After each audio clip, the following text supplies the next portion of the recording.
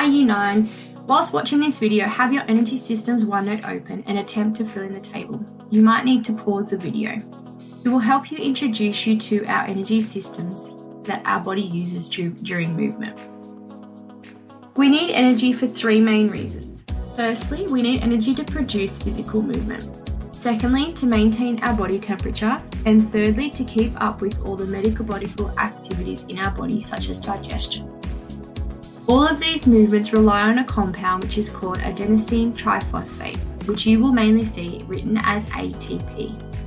ATP is stored in our muscles, which means it is available to produce movement whenever we need it. However, the amount of ATP stored in our muscles is limited. Our body has three energy systems that can produce ATP. The first system is ATP-PC system. The PC stands for another compound called creatine phosphate. This system does not require any oxygen to produce energy. It is used for movements that are quick and generally last for no more than 15 seconds. These are the movements that are short bursts and are done with the ATP that is stored in our muscles. The cause of fatigue, which is the reason why we get tired in this system, is due to the limited amount of ATP and PC that is stored in our muscles. Hence, it doesn't last long. There aren't any byproducts of this energy system, and it only takes our body to decrease the movement intensity for approximately 2 minutes to recover. If a movement needs to go longer than this time, it moves into the second energy system, which is what we call the lactic acid system. This source of fuel comes from a carbohydrate called glucose, which circulates our bloodstream as glycogen. Our body uses this system in movements that last from 30 seconds to 3 minutes that are of moderate to high intensity. When our body uses this energy system, it produces the byproduct of lactic acid, which is the source of fatigue. You may have experienced the accumulation of lactic acid when you start to feel a burning sensation in your muscles.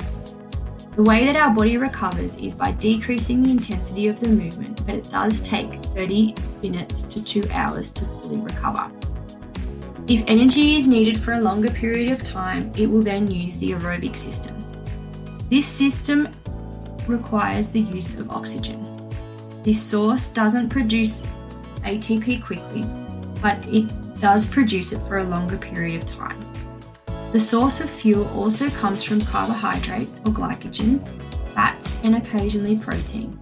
The rate that our body can use this system is almost endless if the movement is low to moderate intensity. The reason our body fatigues in this system is due to the depletion of glycogen and fats in our body.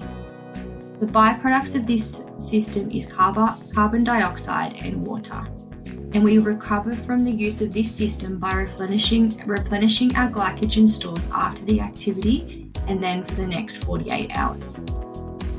All of this might seem a little bit overwhelming to begin with.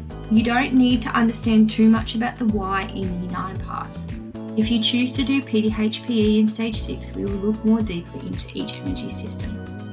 For Year 9 pass, it is important to be able to understand three energy systems and particularly examples of movements that each energy system uses. If you haven't filled everything out in your table, don't worry, we will go over it together in class. We will also complete the examples in class as well. Thanks, Year 9.